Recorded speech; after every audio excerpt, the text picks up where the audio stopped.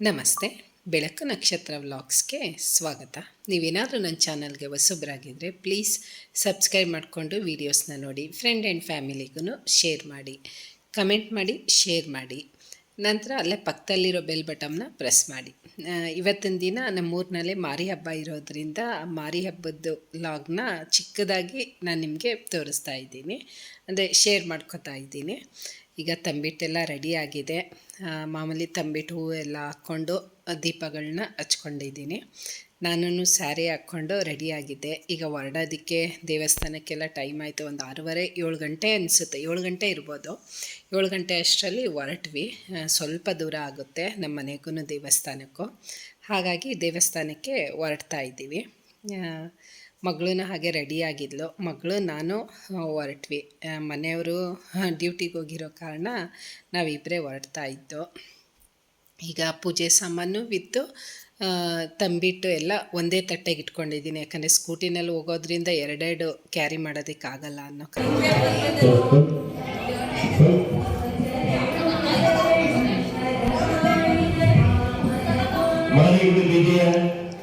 ಎಲ್ಲ ಭಕ್ತಾದಿಗಳಲ್ಲಿ ಈಗ ಮಾನವ ಪೂಜೆ ಪ್ರಾರಂಭ ಆಗ್ತಾ ಇದೆ. ಆದ ಕಾರಣ ಎಲ್ಲರೂ ದೇವಸ್ಥಾನದ ಹತ್ರ ಬಂದು ಆ ದೇವಿಯ ಪೂಜೆಗೆ ಹಾಜರಾಗಿದ್ದಾರೆ. ಪೂಜೆ ಎಲ್ಲ ಮುಗಿಸ್ಕೊಂಡಿದ್ದಾಗಿದೆ.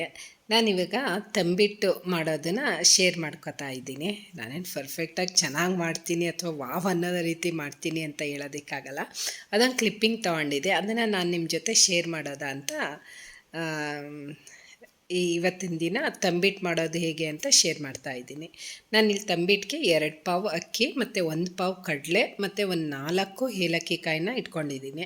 ನೀವು ಮನೆಯಲ್ಲೇ ಮಿಕ್ಸಿಗೆ ಹಾಕ್ಕೊಂಡು ಪೌಡರ್ ಮಾಡ್ಕೊಬೋದು, ಇಲ್ಲಾಂದರೆ ಮಿಲ್ಗಾದ್ರೂ ಕೊಟ್ಬಿಟ್ಟು ನೈಸಾಗಿ ಪುಡಿ ಮಾಡ್ಕೊಬೋದು. ನಾನಿಲ್ಲಿ ಮನೆಯಲ್ಲೇ ಮಿಕ್ಸಿಗೆ ಹಾಕ್ಕೊಂಡು ಪೌಡರ್ ಮಾಡ್ಕೊತಾ ಇದ್ದೀನಿ. ಅಂದರೆ ಒಂದು 5-6 ಸಲ 7 ಸಲ ಮಿಕ್ಸಿಗೆ ಹಾಕ್ಕೊಂಡು ಗ್ರೈಂಡ್ ಮಾಡಿಕೊಂಡು ನಂತರ ಈ ಜರಡಿ ಆಡಬೇಕಾಗುತ್ತೆ. ಯಾಕಂದರೆ ಮೇಲ್ಗಡೆ ಎಲ್ಲ ರವೆ ಇದ್ದರೆ ತಂಬಿಟ್ಟು ಅಷ್ಟು ಚೆನ್ನಾಗಿ ಬರೋದಿಲ್ಲ.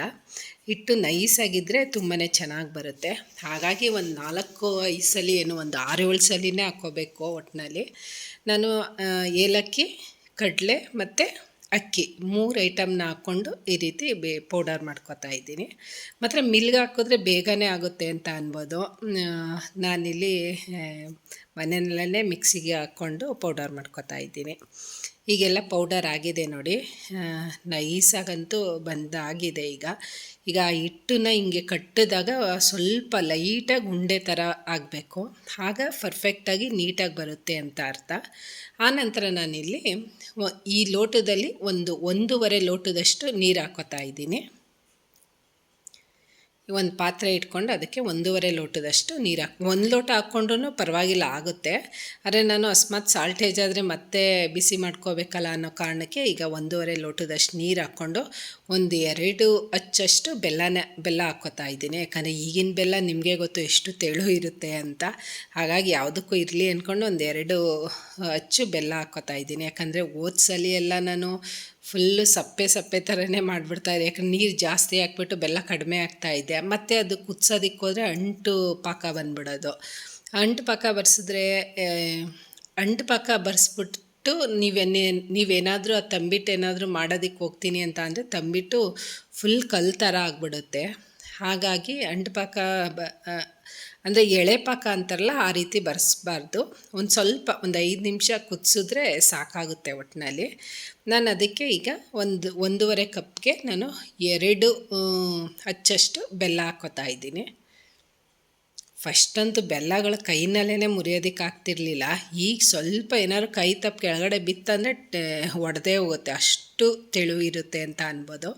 ಆನಂತರ ಪಕ್ಕದಲ್ಲಿ ನಾನು ಒಂದು ಒಗ್ಗರಣೆದು ಬಾಣಲಿ ತೊಗೊಂಡು ಅದಕ್ಕೆ 1 ಹಿಡಿಯಷ್ಟು ಕಡಲೆಕಾಯಿ ಬೀಜ ಹಾಕ್ಕೋತಾ ಇದ್ದೀನಿ. ಆ ಕಡಲೆಕಾಯಿ ಬೀಜನ ಹುರ್ಕೊಂಡು ಆ ಸಿಪ್ಪೆ ತೆಗೆದುಬಿಟ್ಟು ನೀವು ಮಿಕ್ಸಿಗಾದ್ರೂ ಹಾಕ್ಕೋಬೋದು. ಫುಲ್ ಪೌಡರ್ ಮಾಡ್ತೀನಿ ಅಂದ್ರೂ ಓಕೆನೇ. ನಾನಿಲ್ಲಿ ಸ್ವಲ್ಪ ತರ್ತರಿಯಾಗಿ ಹಾಗೆ ಕುಟ್ಟಾಣಿನಲ್ಲಿ ಕುಟ್ಕೋತಾ ಇದ್ದೀನಿ. ಈಗೆಲ್ಲ ನೀಟಾಗಿ ಹುರ್ಕೋಬೇಕಾಗುತ್ತೆ. ಯಾಕಂದರೆ ಎಷ್ಟು ಕಡಲೆಕಾಯಿ ಬೀಜ ನೀಟಾಗಿ ಹುರ್ಕೋತೀವೋ ಅಷ್ಟು ಟೇಸ್ಟು ತುಂಬಾ ಚೆನ್ನಾಗಿರುತ್ತೆ ಅಂತ ಅನ್ಬೋದು. ತೀರಾ ಹಸಿನೂ ಇರಬಾರ್ದು ಅಥವಾ ತೀರಾ ಅಂದರೆ ಬೇಯಿಸ್ಲೂಬಾರ್ದು, ಅಂದರೆ ಹುರಿಲೂಬಾರ್ದು, ಸೀದೋಗೋ ಥರನೂ ಹುರಿಬಾರ್ದು, ಆ ಟೇಸ್ಟ್ ಇರೋದಿಲ್ಲ. ಈ ರೀತಿ ಹುರ್ಕೊಂಡಿದ್ದಾಗಿದೆ. ನಾನು ಇದು ಸಿಪ್ಪೆ ತಗೊಂಡು ಒಂದು ಕಡೆ ಕುಟಾಣಿನಲ್ಲಿ ಕುಟ್ಟಿ ಇಟ್ಕೊತಾ ಇದ್ದೀನಿ. ಆನಂತರ ಈಗ ನೋಡಿ ಎಷ್ಟು ಕುದಿ ಬಂದಿದೆ. ಒಂದು 5 ನಿಮಿಷಗಳ ಕಾಲ ಕುದಿಸಿದ್ರೆ ಸಾಕಾಗುತ್ತೆ. ಯಾಕಂದರೆ ಇನ್ನೂ ಸ್ವಲ್ಪ ಕುದಿಸೋದಕ್ಕೆ ಹೋದರೆ ಪಾಕ ಬಂದುಬಿಡುತ್ತೆ, ಒಂದೆಳೆ ಪಾಕ ಬಂದುಬಿಡುತ್ತೆ. ಆಮೇಲೆ ತಂಬಿಟ್ಟು ಕಲ್ ಥರ ಆಗುತ್ತೆ ಅಂತ ಅನ್ನಲ್ಲ, ಆ ರೀತಿ ಆಗುತ್ತೆ. ಈಗ ಸಾಕಿದು ಬೆಂದಿದ್ದು ಆಫ್ ಮಾಡ್ಕೊತೀನಿ. ನಾನಿಲ್ಲಿ ದೊಡ್ಡದು ಟ್ರೇ ತೊಗೊಂಡಿದ್ದೀನಿ. ಯಾಕಂದರೆ ತಟ್ಟೆ ಎಲ್ಲ ಯೂಸ್ ಮಾಡಿದ್ರೆ ನಾವು ನಾನ್ ವೆಜ್ ಮಾಡೋದ್ರಿಂದ ಅದು ಅಷ್ಟು ಚೆನ್ನಾಗಿರಲ್ಲ ಅನ್ನೋ ಕಾರಣಕ್ಕೆ ಟ್ರೇ ಆದರೆ ಯಾವುದೇ ಊಟ ಗೀಟ ಏನೂ ಮಾಡಿರಲ್ಲ, ಬರೀ ಪೂಜೆ ಸಾಮಾನು ಪೂಜೆಗೆ ಮಾತ್ರ ಬಳಸಿರ್ತೀವಿ. ನಾನಿಲ್ಲಿ ಪೌಡರೆಲ್ಲ ಹಾಕ್ಕೊಂಡು ಒಂದು 4-5 ಸ್ಪೂನಷ್ಟು ಮಾತ್ರ ಪೌಡರ್ ಎತ್ತಿಟ್ಕೊಂಡಿದ್ದೀನಿ. ಆನಂತರ ಈ ಪೌಡರ್ ಹಾಕ್ಕೊಂಡಿದ್ವಲ್ಲ ಅದಕ್ಕೆ ಕಡಲೆಕಾಯಿ ಬೀಜ ಹಾಕ್ಕೋತಾ ಇದ್ದೀನಿ. ಕುಟ್ಟಿಟ್ಕೊಂಡಿದ್ದೆ, ಹಾಗೆ ತರ್ತರಿಯಾಗಿದೆ. ಆನಂತರ ಒಂದು 2-3 ಸ್ಪೂನಷ್ಟು ಬಿಳಿ ಎಳ್ಳು ಹಾಕ್ಕೋತಾ ಇದ್ದೀನಿ. ಹಾಕ್ಕೊಂಡು ಎಲ್ಲ ನೀಟಾಗಿ ಮಿಕ್ಸ್ ಮಾಡ್ಕೋಬೇಕಾಗುತ್ತೆ. ಯಾಕಂದರೆ ತಕ್ಷಣ ಬೆಲ್ಲದ ಪಾಕ ಹಾಕ್ಬಿಟ್ರೆ ಒಂದೊಂದು ಸೈಡ್ ಒಂದೊಂದು ಇರುತ್ತೆ ಅನ್ನೋ ಕಾರಣಕ್ಕೆ ಈಗಲೇ ಎಲ್ಲ ನೀಟಾಗಿ ಮಿಕ್ಸ್ ಮಾಡ್ಕೋಬೇಕು. ಆನಂತರ ಇದಕ್ಕೆ ಒಂದು ಇಡಿಯಷ್ಟು ಕೊಬ್ಬರಿ ಹಾಕ್ಕೊಳ್ಳಿ, ತುಂಬಾ ಟೇಸ್ಟ್ ಚೆನ್ನಾಗಿರುತ್ತೆ ಅನ್ನೋ ಕಾರಣಕ್ಕೆ. ನಾನಿಲ್ಲಿ ಕೊಬ್ಬರಿನ ಹಾಕ್ಕೋತಾ ಇಲ್ಲ, ಯಾಕಂದರೆ ಕೊಬ್ಬರಿ ಚೆಚ್ಚೋರು ಯಾರೂ ಇರಲಿಲ್ಲ. ನಾನು ನೆನ್ನೆನೇ ಚೆಚ್ಚಿಟ್ಕೋಬೇಕಾಗಿತ್ತು, ಮರೆತುಬಿಟ್ಟೆ. ಹಾಗಾಗಿ ಹಾಗೆ ಮಾಡ್ತಾಯಿದ್ದೀನಿ. ನೀವು ಮಾಡಬೇಕಾದ್ರೆ ಕೊಬ್ಬರಿ ಹಾಕ್ಕೊಳ್ಳಿ, ಟೇಸ್ಟು ತುಂಬಾ ಚೆನ್ನಾಗಿರುತ್ತೆ. ಆನಂತರ ಈಗ ನಾನು ಬೆಲ್ಲದ ಪಾಕನ ಹಾಕ್ಕೋತಾ ಇದ್ದೀನಿ. ಸೋಸಿ ಬೇರೆ ಪಾತ್ರೆಯಲ್ಲಿ ಹಾಕಿ ಇಟ್ಕೊಂಡಿದ್ದೀನಿ. ಯಾಕಂದರೆ ಕಲ್ಲೇನಾದರೂ ಇದ್ದರೆ ತೆಗಿಬೇಕಾಗುತ್ತೆ. ಬೆಲ್ಲದೆಲ್ಲ ಆಲ್ಮೋಸ್ಟು ಸಣ್ಣ ಸಣ್ಣ ಕಲ್ಲುಗಳಿರುತ್ತೆ. ಆನಂತರ ಬಿಸಿ ಇರೋ ಕಾರಣ ಒಂದು ಅನ್ನದ ಕೈಯಲ್ಲಿ ಮಿಕ್ಸ್ ಮಾಡ್ಕೋತಾ ಇದ್ದೀನಿ. ಸ್ವಲ್ಪ ಹಾಗೆ ಲೈಟಾಗಿ ಸ್ವಲ್ಪ ಆರೋವರೆಗೂ ಮಿಕ್ಸ್ ಮಾಡ್ಕೋಬೇಕಾಗುತ್ತೆ. ಆನಂತರ ಕೈ ಯೂಸ್ ಮಾಡಲೇಬೇಕು. ಯಾಕಂದರೆ ತಂಬಿಟ್ಟೆಲ್ಲ ಕಲಿಸ್ಬೇಕಾದ್ರೆ ಕೈನಲ್ಲಿ ಕಲಿಸ್ಕೊಂಡು ಮಾಡಿದ್ರೇ ಅದಕ್ಕೊಂದು ಶೇಪ್ ಬರೋದು. ಆನಂತರ ಎಲ್ಲ ನೀಟಾಗಿ ಸ್ವಲ್ಪನೇ, ತೀರಾ ಒಂದೇ ಸಲ ಹಾಕ್ಬಾರ್ದು ಪಾಕನ, ಸ್ವಲ್ಪನೇ ಹಾಕ್ಕೊಂಡು ಕಲಿಸ್ಕೋಬೇಕಾಗುತ್ತೆ. ಈಗ ಇನ್ನೊಂದು ಸ್ವಲ್ಪ ಬೇಕಾಗುತ್ತೆ.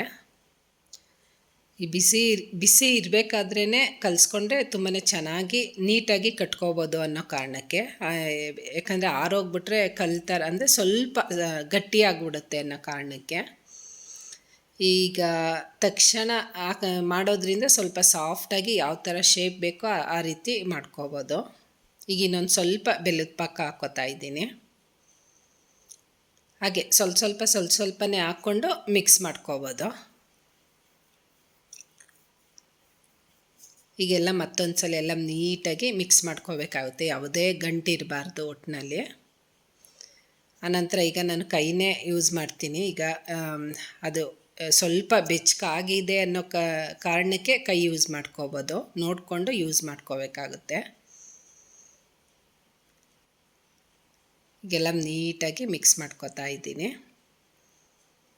ಈ ಕೈನಲ್ಲೇ ನೀಟಾಗಿ ಸಾಫ್ಟಾಗಿ ಕಲಿಸ್ಬೇಕಾಗುತ್ತೆ. ಸೇಮ್ ಚಪಾತಿ ಹಿಟ್ಟೆಲ್ಲ ಕಲಸಲ್ವ ಅದೇ ರೀತಿ, ಆದರೆ ಇದೊಂದು ಸ್ವಲ್ಪ ಗಟ್ಟಿಯಾಗಿ ಕಲಿಸ್ಕೋಬೇಕಾಗುತ್ತೆ. ಚಪಾತಿ ಹಿಟ್ಟು ಸ್ವಲ್ಪ ಸಾಫ್ಟಾಗಿ ಕಲಿಸ್ಕೋತೀವಿ, ಇದೊಂದು ಸ್ವಲ್ಪ ಗಟ್ಟಿಯಾಗಿ ಕಲಿಸ್ಕೋಬೇಕು. ಆನಂತರ ಈಗ ತೆಗ್ದಿಟ್ಕೊಂಡಿದ್ನೆಲ್ಲ ಒಂದು 3-4 ಸ್ಪೂನ್ ಹಿಟ್ಟು ಅದನ್ನು ಸ್ವಲ್ಪನೇ ಹಾಕ್ಕೊಂಡು ಮತ್ತೆ ಒಂದ್ಸಲಿ ಮಿಕ್ಸ್ ಮಾಡ್ಕೋತಾ ಇದ್ದೀನಿ. ಆ ಹಿಟ್ಟು ಮಿಕ್ಕಿದ್ರೂ ಏನೂ ಇಲ್ಲ, ನೀವು ಇದೆಲ್ಲ ತಂಬಿಟ್ಟು ರೆಡಿ ಮಾಡಿಕೊಂಡು ಅದನ್ನು ಇನ್ನೊಂದು ಸೈಡು ಇನ್ನೊಂದು ಸ್ವಲ್ಪ ಬೆಲ್ಲದ ನೀರು ಹಾಕ್ಕೊಂಡು ಚಿಕ್ಕ ಬಾಲ್ ಥರ ಮಾಡಿಕೊಂಡ್ರೂ ಆಗುತ್ತೆ. ಅದನ್ನು ತಂಬಿಟ್ಟು ಆಗುತ್ತೆ. ನೀವು ಅಂದರೆ ಅದು ವೇಸ್ಟ್ ಆಯಿತು ಅಂತ ಅನ್ನೋ ಅವಶ್ಯಕತೆ ಇಲ್ಲ. ಒಟ್ಟಿನಲ್ಲಿ ಚಿಕ್ಕ ಬಾಲ್ ಥರ ಮಾಡ್ಕೊಂಡು ಅದನ್ನು ದೇವಸ್ಥಾನಕ್ಕೆ ತಗೊಂಡೋಗ್ತಾರೆ.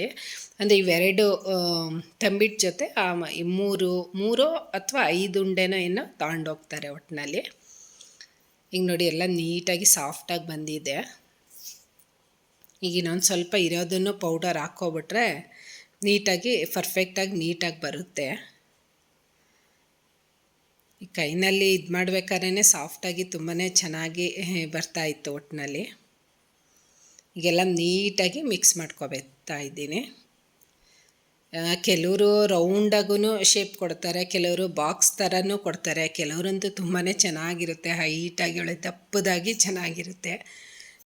ನಿಮಗೆ ಗೊತ್ತು, ನಾನು ಪದೇ ಹೇಳ್ತಾ ಇರ್ತೀನಿ, ನಮ್ಮ ಮನೆಯಲ್ಲಿ ಯಾರೂ ಸ್ವೀಟ್ ತಿನ್ನೋದಿಲ್ಲ ಅನ್ನೋ ಕಾರಣಕ್ಕೆ ಸ್ವಲ್ಪನೇ ಮಾಡ್ಕೊತೀನಿ. ಯಾಕಂದರೆ ದೇವ್ರ ಪ್ರಸಾದ ಆಚೆಗೂ ಹಾಕ್ಬಾರ್ದು ಅಥವಾ ಕೆಟ್ಟೋಗೋ ಥರನೂ ಇಡಬಾರ್ದು ಅನ್ನೋ ಕಾರಣಕ್ಕೆ ಸ್ವಲ್ಪನೇ ಮಾಡ್ಕೊತೀನಿ. ಆಲ್ಮೋಸ್ಟ್ ಎಲ್ಲರೂ ಮಾಡೋದ್ರಿಂದ ಇಲ್ಲಿ ಯಾರೂ ಅಷ್ಟು ಅಂದರೆ ಎಲ್ಲರ ಮನೆಯಲ್ಲೂ ಮಾಡೋದ್ರಿಂದ ಮನೆಯಲ್ಲಿ ಅಷ್ಟು ಇದಾಗೋದಿಲ್ಲ, ಅವ್ರಿಗೆ ಇವ್ರಿಗೆ ಕೊಟ್ಟು ಖಾಲಿ ಮಾಡ್ಬೋದು ಅಂತ ಅನ್ನೋದಕ್ಕೂ. ಈಗೆಲ್ಲ ನೀಟಾಗಿ ಮಿಕ್ಸ್ ಮಾಡ್ಕೋಬೇಕತ್ತೆ, ಆ ಪೌಡರ್ ಎಲ್ಲ ನೀಟಾಗಿ ಮಿಕ್ಸ್ ಆಗಬೇಕು, ಅಲ್ಲಿವರೆಗೂ ನೀಟಾಗಿ ಮಿಕ್ಸ್ ಮಾಡ್ಕೋಬೇಕು.